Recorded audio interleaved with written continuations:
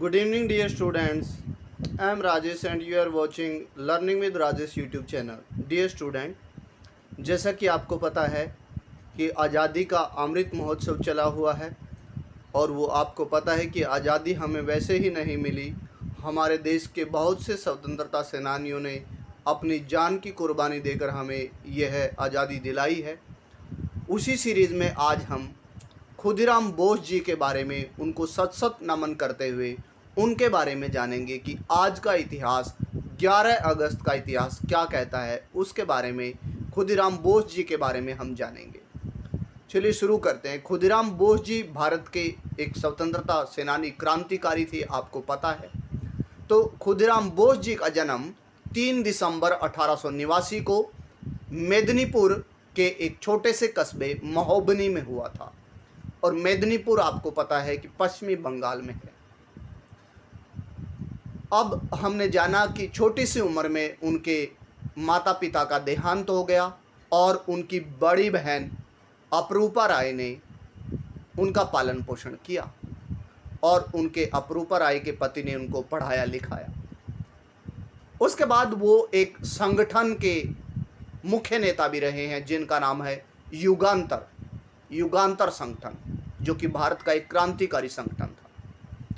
15 वर्ष की आयु में ही वो एक स्वयं सेवक बन गए थे जो कि भारत माता की रक्षा के लिए सेवा करना चाहते थे। 30 अप्रैल 1908 को प्रफुल्ल चाकी नाम के एक और स्वतंत्रता सेनानी और खुदीराम बोस ने एक प्लान किया कि मुजफ्फरपुर बिहार जो में पड़ता है, मुजफ्फरपुर के जज किंग्सफोर्ड की हत्या करेंगे, उस पर बम डालेंगे उसकी गाड़ी पर। उसकी हत्या का प्रयास किया।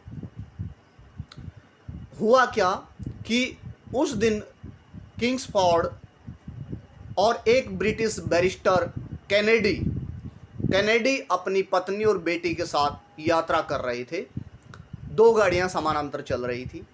तो जैसे ही गाड़ी उनको दिखी, प्रफुल्ल चाकी और खुदीराम बोस ने गाड़ी को देखा, उन्होंने वैसे ही बम गिरा दिया और गलती से कैनेडी की गाड़ी पर बम गिराया गया जिसमें उसकी पत्नी और उसकी बेटी दोनों की हत्या हो गई, वो मारी गई।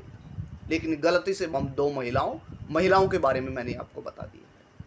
तो इसकी वजह से प्रफुल्ल चाकी ने तो खुद को ही, जब उन्होंने देखा कि मैं इन अंग्रेज़ों के इन काफिरों के हाथ से नहीं मारा जाना चाहता, तो उन्होंने खुद ही आत्महत्या कर ली।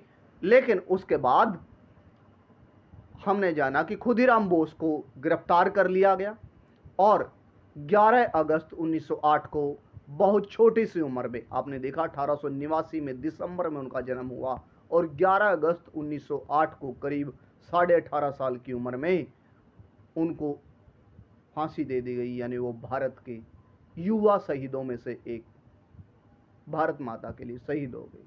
तो उनकी याद में जय हिंद, जय भारत, हम उनको सत सत नमन करते हैं। Thank you and have a nice day.